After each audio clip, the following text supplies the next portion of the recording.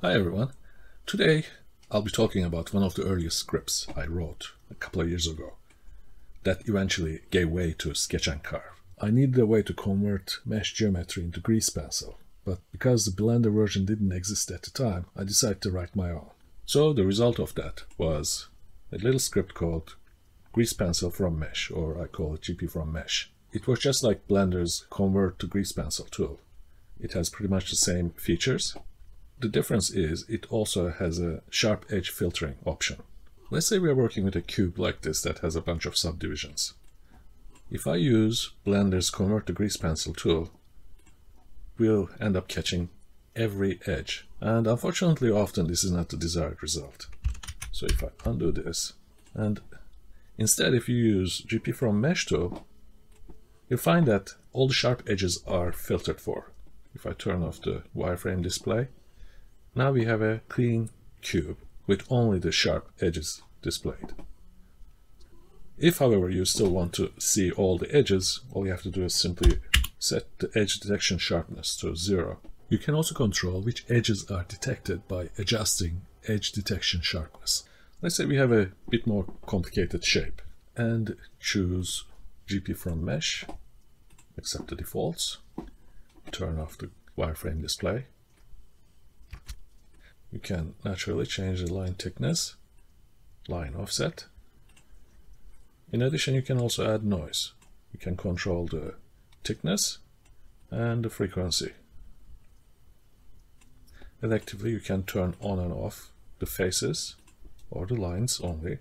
You can also hide or reveal the mesh, and you can also add additional detail by subdividing the edges. The randomize option is for animation. Let's say we have some noise on the lines. By default, randomize is on, so as we advance in timeline, you can see the wobble is animating. The grease pencil object is created on the frame you click the add-on, and in this case it looks like it's on frame 8. But if you would like to change this, all you have to do is go to 2D animation, make sure your grease pencil object is selected, and here's the keyframe, grease pencil keyframes. You can select these and let's say move them to frame 1. Now, if we go to our layout, it is available as of frame 1. Let's say we are converting an object like this. As you can see, the mesh object colors are also transferred. Electively, you can also choose to outline marked edges.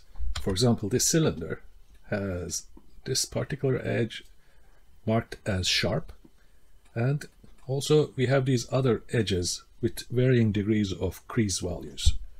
So if we choose to convert this object to grease pencil, and let's say I chose optionally marked sharp, now sharp edges are also outlined. If I also include the marked crease, we can see the creased edges also. You can control how many of those are outlined by changing this threshold value. Let's say in this case, anything above 0.5 crease value is rendered. And if I increase this, we see less and less of it. If I decrease it, we see more of these. So it's just one way of electively rendering certain edges. Let's say if we are converting this well object, because of the complexity of the mesh, it might take a few seconds, but here are the results.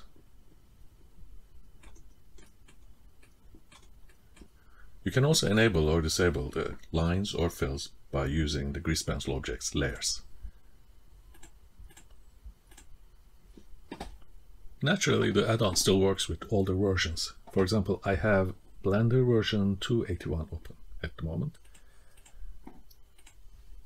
And when I do the conversion using grease pencil from mesh, we get pretty much the same look. With the exception of a few little things, most features still work. You can adjust the line thickness, edge offset, noise, and you can also control the edge detection sharpness. And here's our little add-on. Download links are in the description.